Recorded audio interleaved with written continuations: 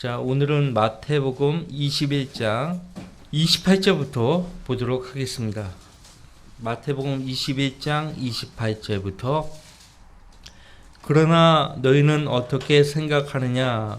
어떤 사람에게 두 아들이 있었는데 첫째에게 가서 말하기를 아들아 오늘 내 포도원에 가서 일하라고 하니 그가 대답하여 말하기를 아니하겠나이다라고 하더니 나중에 뉘우치고 갔으며 둘째에게도 가서 그와 같이 말하니 그가 대답하여 말하기를 예 아버지 가겠나이다라고 하고는 가지 아니하였느니라.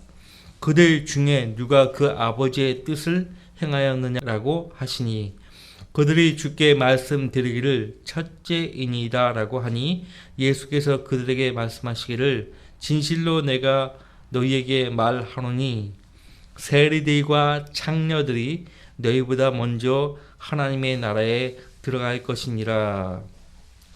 이스라엘 민족이 거부할 것을 아시고 하나님의 나라를 말씀하시는 거예요. 하나님의 나라는 거듭나에 들어가는 나라예요. 영적인 나라죠. 예수님은 하나님의 나라도 증거하셨거든요. 천국만 전파하신 것이 아니고 하나님의 나라도 전파하셨습니다. 왜? 이 두 나라의 왕은 예수님이에요. 천국의 특징은 가시적이고, 그러니까 눈에 보이게 임하는 정치적인 나라예요. 하나님 나라는 정치적이지 않아요. 영적인 나라예요. 볼 수 있게 임하는 것이 아니고 여기 있다 저기 있다 말하지 못한다고 했어요. 하나님 나라는 너희 안에 있다라고 누가복음에서 예수님이 가르쳐 주신 거예요. 사도 바울도 로마서 14장에서 하나님의 나라의 특징을 말했죠. 14장이 뭐라고 되어 있어요?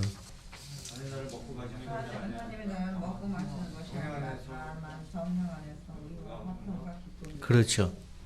먹고 마시는 것이 아니고 성령 안에서 의와 화평과 기쁨이니라. 자, 이제 이 비유가요 계속 이어지는 것입니다. 33절에 나오는 비유와 이어집니다. 28절에 포도원이 나오죠.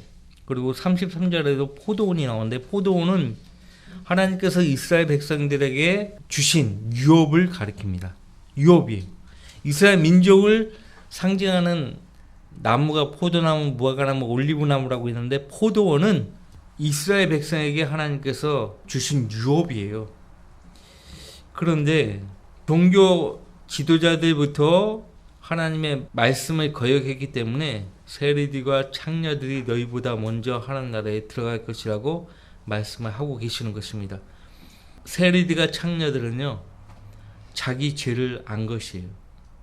자기 죄를 알고 자기 죄를 뉘우쳤어. 처음에는 주님을 믿으려고 하지 않았다가 나중에 그들이 믿은 것이에요. 그런데 계속 종교 지도자들은 예수 그리스도를 믿으려고 하지 않죠. 그래서 여기 비유에서는 둘째 아들에게 그들을 비유하고 있습니다. 그들은 알고 있어요. 32절에서 예수님이 하신 말씀 보세요. 이는 요한이 의의 길로 너희에게 왔으나 너희가 그를 믿지 아니하였기 때문이라. 침례인 요한은 자기 뒤에 오시는 예수님을 증거하고 그분의 길을 예비하기 위해서 하나님이 선정하신 사람이죠. 그가 전파한 의의 길도 그들이 믿지 않았기 때문에 그들은 천국뿐만 아니라 하나님 나라에 들어갈 수 없는 것이에요. 그러나 세리들과 창녀들은 그를 믿었느니라. 너희는 보고 나서도 뉘우치지 아니하였으며 그를 믿지 아니하였느니라. 침례인 요한을 거부하면 예수님도 거부하는 거예요. 33절 또 다른 비유를 들으라. 어떤 집주인이 있었는데 그가 포도원을 만들어서 그 주위에 울타리를 두르고 거기에 집자는 틀을 파고 망대를 세워 파수 보는 곳이 망대죠. 그것을 농부들에게 새로 주고 먼 나라로 떠났느니라. 그 후 결실의 때가 가까워지자 그가 소출을 받아오라고 자기 종들을 그 농부들에게 보냈더니 농부들이 그 종들을 붙잡아 한 명은 때리고 또 한 명은 죽이고 다른 한 명은 돌로 쳤느니라. 다시 그가 다른 종들을 처음보다 더 많이 보냈더니 그들이 그 종들에게도 그와 같이 행하였느니라. 자, 이스라엘 역사들을 공부하시면 알겠지만은 여기 농부들은 누구인가 하니까 하나님의 도움 없이 자기들 힘으로 이스라엘에서 세력을 모아가지고 하나님 없이 왕국을 건설하려고 했던 사람들이에요. 최종적으로 예수님 당시에는 바리새인들과 서기관들과 사두개인들이죠. 그죠? 예수님이 선지자들을 계속 보냈잖아요. 구약 성경을 보시면 왕부터 시작해서 모든 백성들이 선지자의 그 말을 듣습니까? 주의 말씀이 임한 그 선지자의 말을 안 들어요. 거절해요. 대표적으로 예레미야 선지자를 어떻게 대우했습니까? 지하 밀실에 가둬버리잖아요. 물도 안 줘요. 빵도 안 주고. 급기야는 30절 말씀 보시면 주인이요 자기 아들을 보냅니다. 누가 이 비유를 읽어도 이 아들이 누구인지 누구를 가리키는지 알 수 있죠. 그래서 마침내 그가 자기 아들을 그들에게 보내며 말하기를 그들이 내 아들은 존중하리라고 하였느니라. 그러나 그 농부들이 그 아들을 보고 상의하기를 이 사람은 상속자니 알아보는 거죠. 예수님은 상속자 아닙니까? 하나님의 상속자. 우리가 예수님을 믿고 거듭났다는 이유로 하나님의 자녀가 되었다는 이유로 하나님의 상속자가 된 것이에요. 로마서 8장에서 바울 사도가 말하잖아요. 그러니까 성령으로 거듭난 하나님의 모든 자녀들에게 하나님께서는 새 예루살렘을 주시는 거예요. 영원히 살도록 허락하시는 거예요. 근데 문제는 그 전에 천년왕국이에요. 꾀를 부린다고요, 사람들이. 아유, 천년 때 뭐 통치 못해도 새 예루살렘에 가면 뭐 이런 생각 한다고요. 계속 봅시다. 38절. 그러나 그 농부들이 그 아들을 보고 상의하기를 이 사람은 상속자니 자 그를 죽이자 그리고 그의 유산을 차지하자고 하며 하나님이 허락하지 않죠. 예수님을 죽이고 이스라엘 땅에 차지한들 하나님이 허락하지 않으면 그거 안 되는 거예요. 결국 예수님을 거절하니까 어떻게 되었습니까? 이스라엘 민족이. 그로부터 40년 뒤에 AD 70년에 로마의 티투스 장군이 쳐들어오죠. 그래서 다 불태워버립니다. 성읍과 성전을 다 불태워버려요. 싹. 돌 위에 돌 하나도 남지 않고. 예수님이 마태복음 24장에서 예언하시거든요. 근데 그 말씀이요. 그때 역사적으로 그때만 딱 이루어진 거 아니에요. 또다시 적그리스도 때 이루어지는 거예요. 예수님은 하나님의 상속자예요. 39절 말씀 보세요. 그들이 그를 붙잡아 포도원 밖에 내어던져 죽였느니라. 예수님이 성읍 안에서 돌아가시지 않았어요. 성읍 밖에서. 그래서 히브리서 13장에서 예수님이 성문 밖에서 고난 받으셨다고 그렇게 말씀하고 있죠. 40절. 그러므로 포도원 주인이 오면 그 농부들에게 어떻게 하겠느냐라고 하시니 그들이 주께 말씀드리기를 그가 그 악한 자들을 비참하게 죽일 것이며 또 그 포도원을 제때에 소출을 바칠 다른 농부들에게 새로 주리이다라고 하더라. 포도원을 제때에 소출을 바칠 다른 농부들에게 새로 주리이다. 이 말씀을 41절 말씀은 굉장히 중요한데요. 정신 차리고 잘 들으셔야 돼요. 포도원은 이스라엘 유업이잖아요. 그 유업은 대대선선 영원히 아브라함에게 씨에게 하나님이 주신 거예요. 교회에 주신 거 아니에요. 다른 이방 민족에게 주시는 거 아니에요. 그래서 여기 제때에 소출을 바친 다른 농부들이 누구인가 하니까 우리가 공부를 해서 알죠. 계시록 대환란 때 이긴 자들이에요. 환란 유대인 성도들. 결국에는 구원을 잃어버리지 않고 끝까지 견뎌서 인내로 구원을 이룬 자들. 우리가 아니에요. 대환란 때 환란을 통과한 유대인 성도들을 가리켜요. 그래서 유대인 성도들이 예수님이 지상으로 재림하시면 우리 교회 시대 구원받은 성도들과 함께 1000년 동안 예수님과 함께 통치를 합니다. 그래서 아까 로마서 8장에서 사도 바울이 말한 하나님의 자녀이면 하나님의 상속자들이니라고 했죠. 그리고 콤마 그리스도와 함께한 공동 상속자들이니. 예수님과 함께 고난받지 않으면요, 예수님과 함께 공동 상속자로 통치하지 못해요. 그러니까 거듭나면 다 하나님 자녀이기 때문에 기본적으로 새 예루살렘은 상속을 받습니다만, 문제는 천년간 예수님과 통치할 수 있겠는가요? 통치할 영역을 못 받는 거예요. 통치할 영역을 못 받아요. 통치권이 주어져도 별 의미가 없죠. 통치할 영역이 없으니까요. 그죠? 로마서 8장 다시 봐요.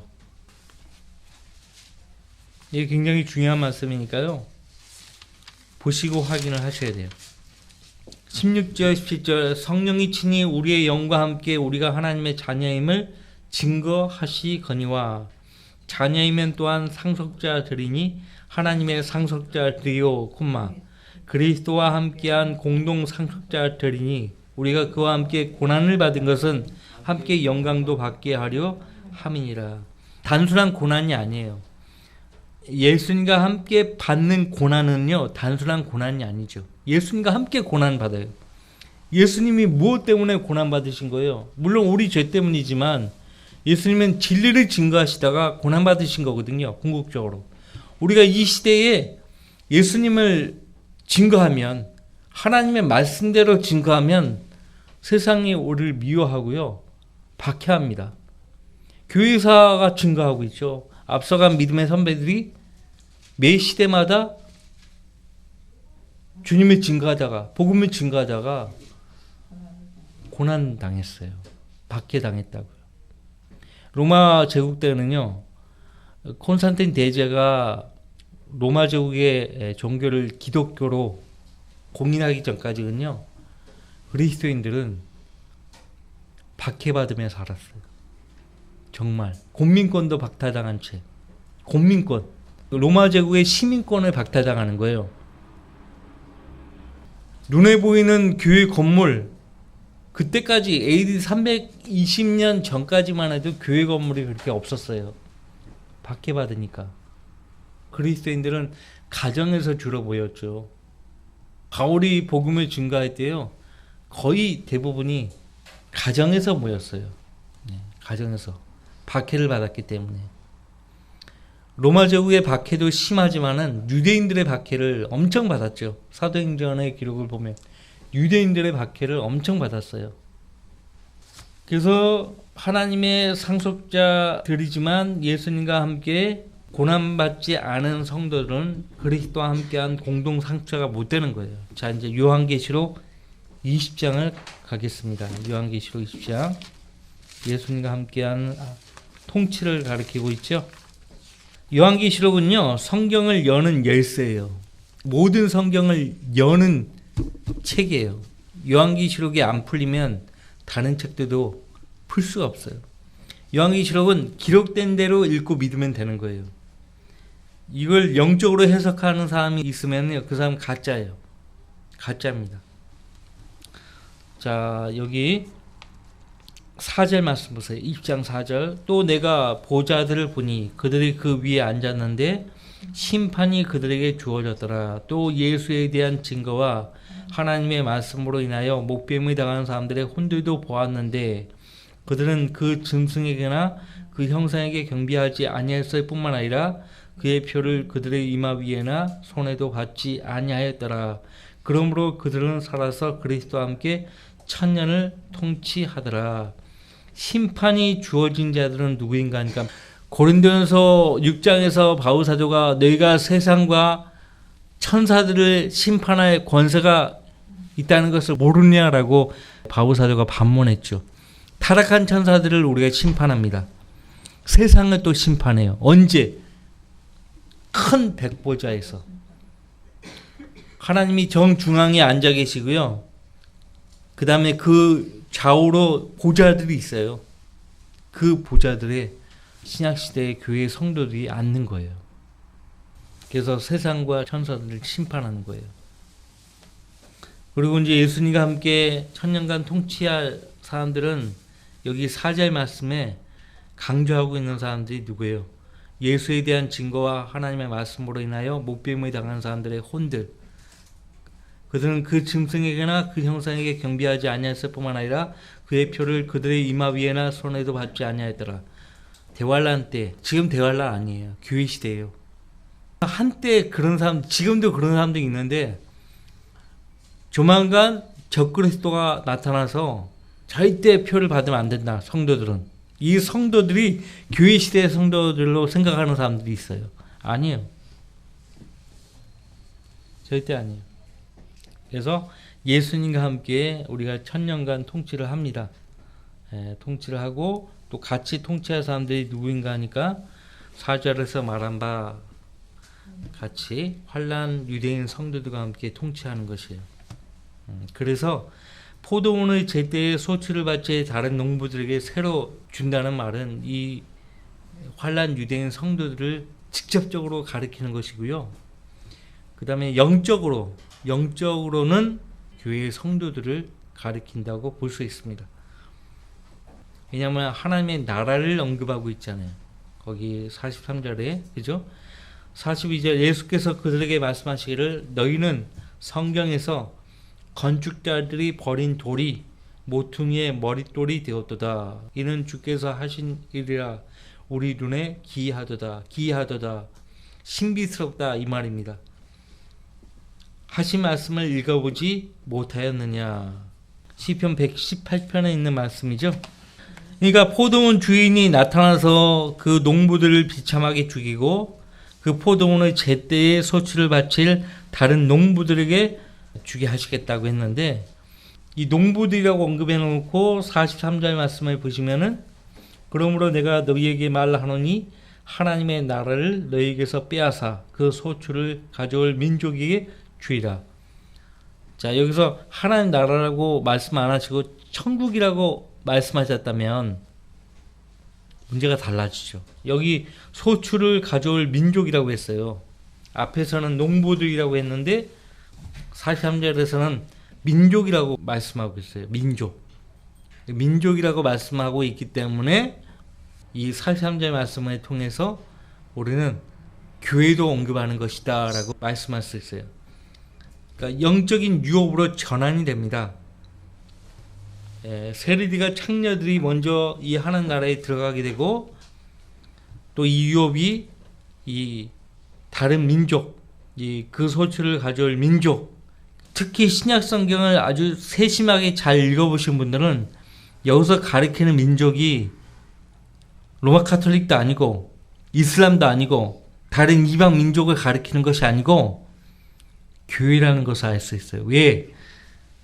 사도 베드로도 베드로전서 2장 9절 말씀에서 우리 성도들을 거룩한 민족이라고 말하고 있어요. 그러니까 교회는 유대인에게 주어진 그 포도원, 팔레스타인 땅과는 관계가 없죠. 그 땅을 교회가 차지할 수 없어요. 예수님께서는 천국이라고 말씀하지 않고 의도적으로 하나님 나라라고 말씀하신 거예요. 기가 막히지 않습니까? 그래서 이런 말씀에 대하고 사람들이 천국과 하나님 나라가 같다라고 생각하는 거예요. 그러니까 이 말씀을 또 잘못 로마 카톨릭이 이해해가지고요. 십자군 전쟁을 일으킨 거예요. 여기 예수님이 예언했다 이거예요. 이 민족이 바로 우리다. 너희 아니다. 너희 버림받은 거야. 영원히 버림받은 거야. 근데 주시는 분은 하나님이에요. 포도원 주인이에요. 그것을 폭력으로 무력으로 빼앗으라고 하지 않았어요. 근데 카톨릭은 무력으로 빼앗으려고 했잖아요. 주신다고 했어요. 주인이 돌아오면 준다고 했어요. 주인이 오지도 않았는데 자기들 힘으로 자기들 무력으로 그 땅을 딱 차지한 거예요. 그래서 예루살렘은 지금 세 구역으로 나누어져 있잖아요. 유대인 구역, 모슬렘 구역, 카톨릭. 개신교는 끼지도 못해요. 카톨릭, 모슬렘, 유대인. 세상 사람들이 기독교 하면 로마 카톨릭부터 떠올려요. 로마 카톨릭이 기독교라고 생각하는 거예요. 세상 사람들은. 나는 왜 그리스도인이 아닌가라고 쓴 버트란트 러셀 있잖아요. 버트란트 러셀. 카톨릭 교도를 보고요. 나는 절대로 그리스도인이 되고 싶지 않다. 그 책에서 그걸 얘기했어요. 나는 절대 그리스도인이 되고 싶지 않다. 주변의 카톨릭 교도를 보니까요. 너무 한심한 거예요. 이거는 하나님 믿는 사람들이 아니야. 자기가 양심적으로 봤을 때. 다시 말씀드릴게요. 다른 민족, 그러니까 교회는 유대인에게 주어진 팔레스타인 땅과는 관계가 없어요. 예수님은 천국이라고 말씀하지 않고 의도적으로 하나님의 나라라고 말씀하신 이유를 여러분들이 헤아려 봐야 합니다.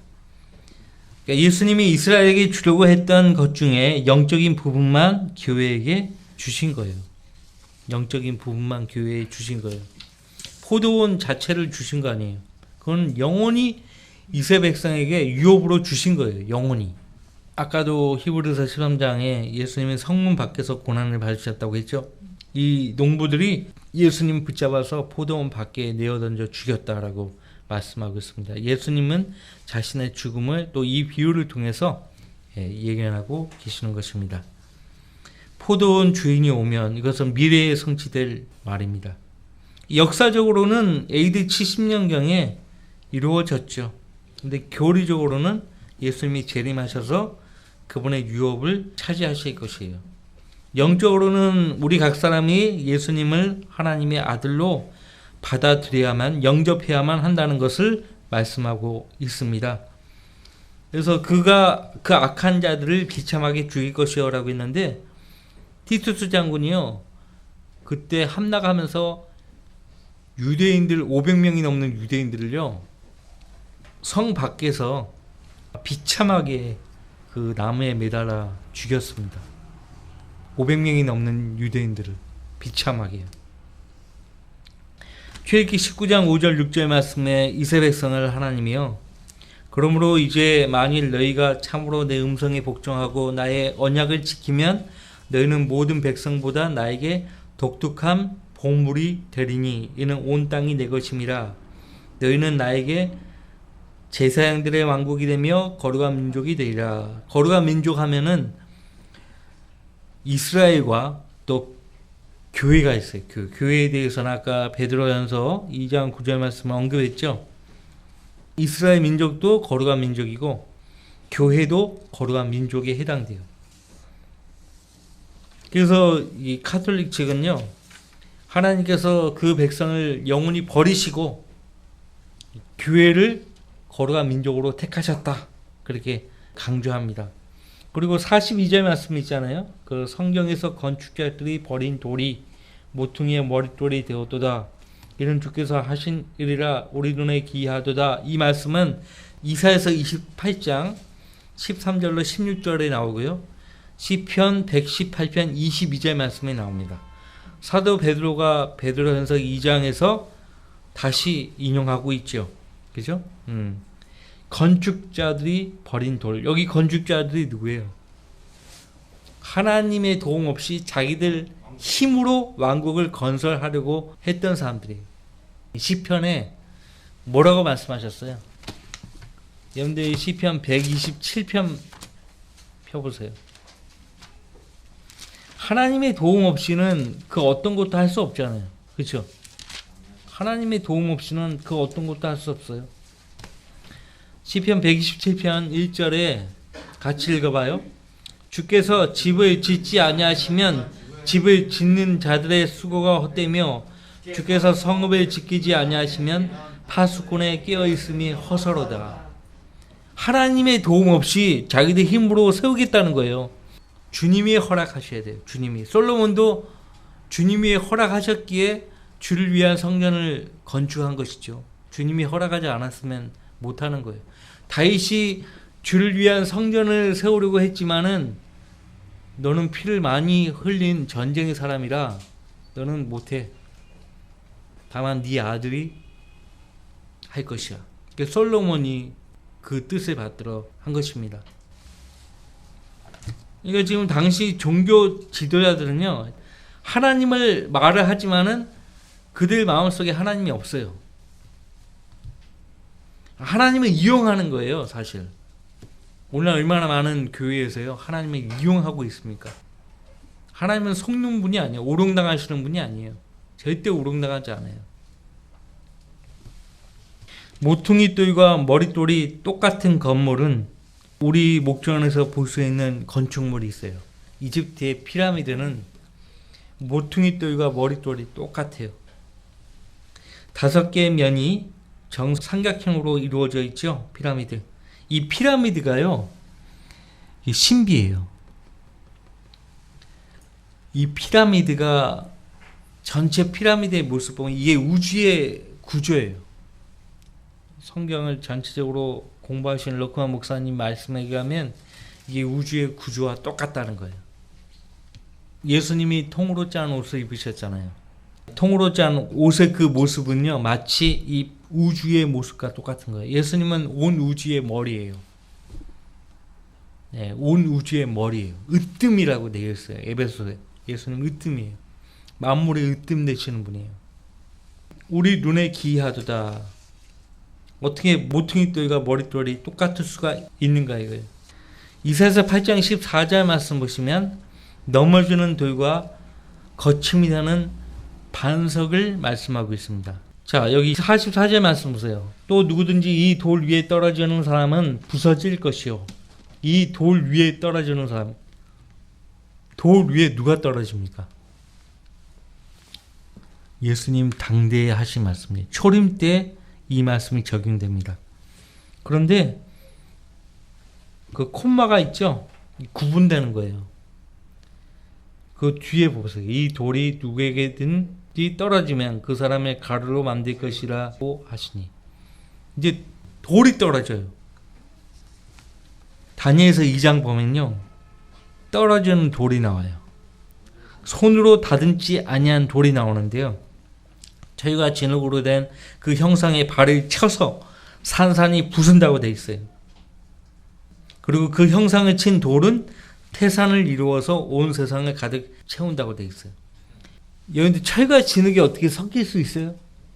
철과 진흙은 섞일 수가 없는 거예요. 적그리스도 왕국은요, 콩가루 왕국이에요. 원치 않는 족속들이 모인 거예요. 억지로 모인 거예요. 억지로 꿰맞힌 집단이에요. 그래서 철과 진흙으로 된 그 형상의 발, 그러니까 손으로 다듬지 아니한 돌이 그 발을 쳐가지고 그 왕국을 산산이 부순다는 거예요. 적그리스도 왕국은 예수님이 재림하시면 무너지는 거예요. 계시록의 기록에 의하면 우리가 알 수 있어요. 그리고 하늘의 하나님께서 결코 멸망하지 않는 한 왕국을 세우신다라고 다니엘서 2장 44절 말씀에서 예언했습니다. 그 왕국은 다른 백성에게 넘겨지지 않을 것이요, 도리어 그 왕국이 이 모든 왕국들을 쳐부수고 멸하여 영원히 설 것입니다. 다윗의 보좌는 영원히 세워진다고 되어 있잖아요. 재림 때 예수님은 이방 왕국들을 부셔가지고 산상조각 내는 거예요. 예수님은요, 보이지 않게 오십니다. 그래서 공중재림이라고 해요. 온 세상 사람들이 모르게 오시는 거. 오셔가지고요, 그분에 속한 자녀들만 싹 데려가요. 공중재림이에요. 모든 족속이 다 볼 수 있게 오시는 때가 지상재림이에요. 그 지상재림에 계시록 19장에 가면요, 이미 들림받아 올라가는 성도들과 함께 내려오는 거예요. 그때 내려오는 성도들은 신부이면서, 그리스도의 신부이면서 주의 군대로 내려오는 거예요. 주의 군대. 요엘서에 보면 주의 군대가요, 얼마나 강력하냐면, 우리는 이미 부활을 한 상태에서 내려오는 거잖아요. 예수님이 부활하셨을 때 뚫고 들어가시는 거예요. 그러니까 시간과 공간의 제약을 받지 않는 몸이라는 걸 알 수 있죠. 그런 몸을 입고 오시는 거예요. 이 적그리스도의 군대들과 대항하는데 아무도 해치지 않는 몸이에요. 요엘서 2장에 보면 우리의 모습을 미리 예언하고 있어요. 상하지 않아요. 예수님이 교회 시대를 언급하시는 것과 하나님 나라를 언급하시는 것은요, 예수님의 거부가 확실시 되고 그분의 죽음이 임박해질수록 더 구체화되는 것입니다. 이 사람들이요, 이런 말을 듣고요, 이 모든 말씀이 자기들을 향해서 하는 말씀이라는 걸 안 거예요. 거기 45절. 선임 제사장들과 바리새인들이 그들의 비유들을 듣고 자기들에 대하여 말한 것인 줄 알더라. 한편 그들은 주를 붙잡으려고 기회를 엿보나 무리가 그를 선자로 여김으로 무리를 두려워하더라. 이 사람들은 위선자들이에요. 사람들을 두려워하는 거예요. 눈치를 보고요. 위선자들이에요. 다음 주에 22장 공부하도록 하겠습니다.